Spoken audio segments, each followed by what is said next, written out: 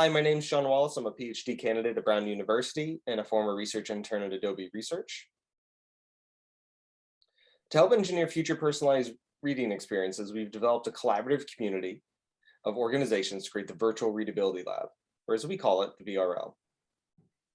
This effort began during my research internship at Adobe, where I developed a suite of remote readability tests for adults to understand if changing font choice could increase reading speed. This talk will focus on the initial research effort and our results that help create the VRL.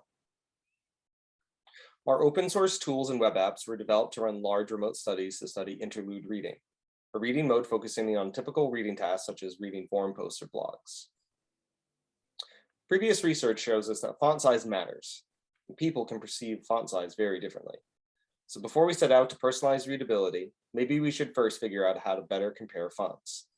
For demonstration, let's focus on X height. Many fonts are designed to have a larger height than others for lowercase x. This is a lowercase x in times. And here is a lowercase x rendered at the same pixel size for Montserrat. When we compare the two, Montserrat is clearly larger. However, we can decrease the size of Montserrat so its lowercase x is the same size as times. We had paid crowd workers vote on which normalization method worked best for each of our 16 fonts we studied.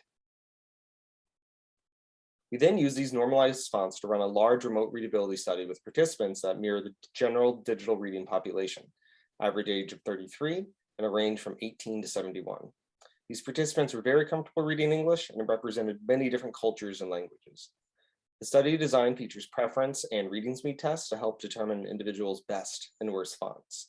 We used reading passages normed to an 8th grade level so we could focus on reading speed instead of comprehension.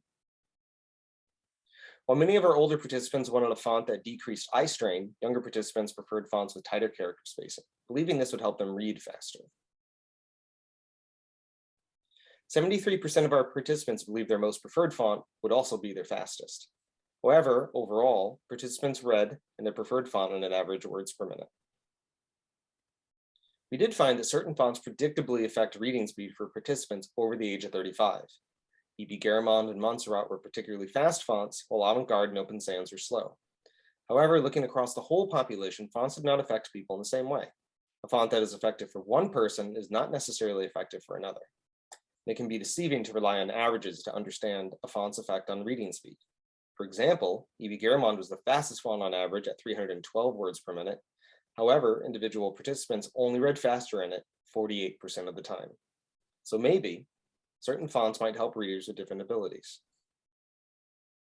This figure shows the reading speed measurements for our fastest readers.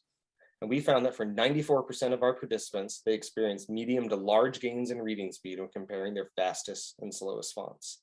In total, each participant read in 5 fonts. The most effective font for reading speed varies across participants. Fonts with different attributes and anatomies are effective for different people, hence the need for personalized reading experiences. Among all of our studies, one thing remains constant. Different settings work best for different people.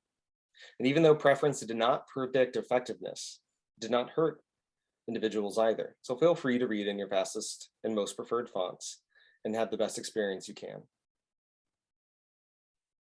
We have extended the VRL to run pilot studies to help children find the fonts and settings that work best for them. These are currently being piloted in the state of Florida and include several different school districts. Thank you.